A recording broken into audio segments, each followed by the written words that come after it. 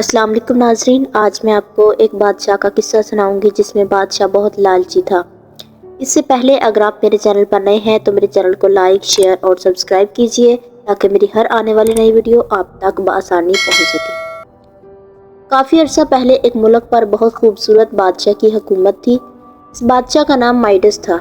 اس بادشاہ کے پاس بے حساب سونا تھا جس سے وہ شہروں کے شہر خرید سکتا تھا۔ وہ اپنے سونے کو جان سے زیادہ چاہتا تھا۔ کسی کو بھی نہیں پتا تھا کہ اس کے پاس اتنا سونا کہاں سے آتا ہے۔ بادشاہ اپنا سارا سونا محل کے تہ خانے میں رکھا کرتا تھا۔ وہ ہر روز وہاں جاتا تھا اور سونے کی اشرفیاں اور سونے کی اینٹوں کو گنتا تھا۔ رانی بادشاہ کی اس حرکت کو دیکھتی اور اس کا مذاق اڑاتی اور کہتی، بادشاہ سلامت، روز روز اپنا سونا مت گنا کریں۔ کیا ہوا اگر یہ گٹ بھی گیا تو؟ بادشاہ کہتا، آپ اس طرح میرا مذاق کیسے اڑا سکتی ہیں؟ آپ کو اندازہ بھی ہے کہ یہ سونا کتنا بیش قیمتی ہے؟ ذرا غور سے دیکھیے اس ہار کو جو آپ نے پہنا ہے، کیا یہ خوبصورت نہیں ہے؟ دیکھیے کتنا چمک رہا ہے یہ۔ رانی بولی، جی ہاں، یہ واقعی بہت خوبصورت ہے، بھلے یہ ہی بیش قیمتی ہو مگر ہمارے لیے خوشیاں نہیں خرید سکتے۔ بادشاہ بولا، یہ میرے لیے خوشیوں کا باعث ہے۔ تم کبھی نہیں سمجھو گی، بھلا اس سے بھی خوبصورت چیز ہو سکتی ہے کوئی دنیا میں؟ رانی بادشاہ کی بات سے اتفاق نہیں کرتی تھی مگر وہ جانتی تھی کہ بادشاہ سے بحث کرنے کا کوئی فائدہ نہیں ہے۔ بادشاہ کی سونے کی چاہ دن بدن بڑھتی جا رہی تھی۔ اس کو سونے سے اتنی محبت تھی کہ اس نے اپنی بیٹی کا نام میری گولڈ رکھ دیا۔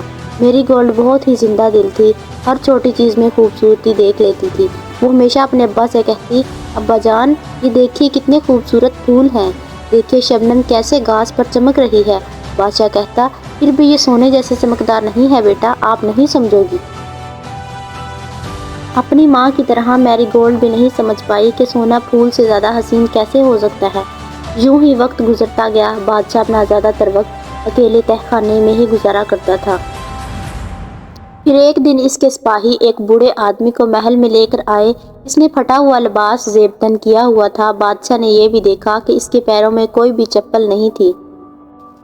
بادشاہ نے پوچھا، کون ہے یہ شخص؟ عالی جہاں، یہ شخص ہمیں سڑک پر بھٹکا ہوا ملا۔ اس نے کہا، میں بھٹک گیا ہوں، میرے پاس رہائش کی کوئی جگہ نہیں۔ ہو سکتا ہے یہ آدمی ہمارے شہر کا نہ ہو۔ تم نے کہا کہ یہ بھٹک گیا ہے، اس کے رہنے کا انتظام کرو، جب تک اس کا گھر نہ مل جائے یہ ہمارا مہمان رہے گا۔ دن گزرتے گئے۔ بادشاہ صرف اتنا جانتا تھا کہ خاموش بوڑھا شخص ایک اجنبی ہے۔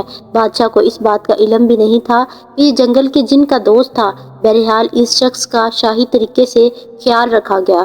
اسے سب کچھ مہیا ہو جاتا جس کی وہ مانگ کرتا۔ کچھ ہفتوں کے بعد سپاہیوں نے اس کے گھر کا پتہ بھی لگا لیا۔ اس مہمان کا اپنے گھر رخصت ہونے کا وقت آ گیا۔ اسی رات بادشاہ تہ خانے میں سونا گننے میں مصروف تھا۔ تبھی اچانک وہاں جنگل کا جن نمودار ہوا۔ بادشاہ اسے دیکھ کر بہت حیران ہوا۔ بولا کہ تم کون ہو اور یہاں کس لیے آئے ہو؟ جن بولا، میں جنگل کا جن ہوں مائڈس۔ آپ میرے نام سے کیسے واقف ہیں؟ بادشاہ اور زیادہ حیران ہو کر بولا، کیا آپ میرا سونا چرانے آئے ہیں؟ جنگل کا جن ہنسا اور بولا، میں سونے کا کیا کروں گا، میں تمہیں شکریہ کہنے آیا ہوں۔ اس بات کا شکریہ؟ وہ بوڑھا شخص میرا دوست ہے جس کا تم نے بہترین خیال رکھا۔ میں تمہاری میزبانی سے بہت خوش ہوں۔ میں تمہاری کوئی ایک خواہش پوری کرنے آیا ہوں۔ بتاؤ تمہیں کیا چاہیے؟ بادشاہ کو اپنے کانوں پر بھروسہ نہیں ہوا کہ وہ کچھ بھی مانگ سکتا ہے اور وہ جانتا تھا کہ اسے کیا چاہیے۔ وہ بولا، مجھے سونے سے بھرا ہوا ایک جہاز چاہیے۔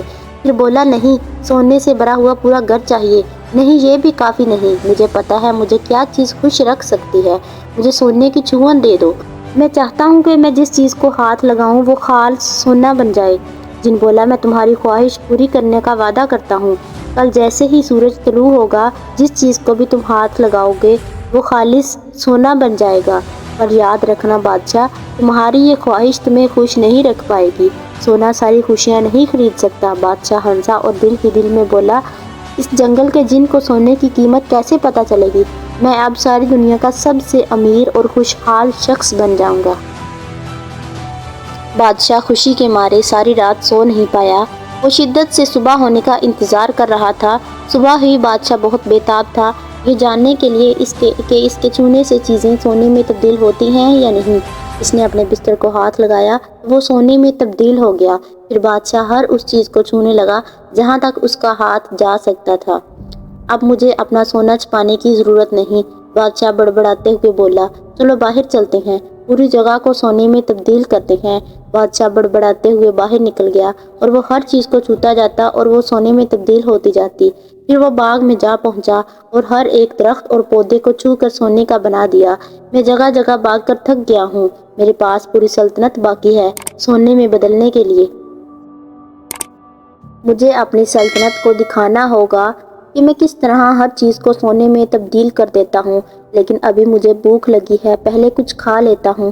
بادشاہ یہ کہتا وہاں واپس محل چلا آیا۔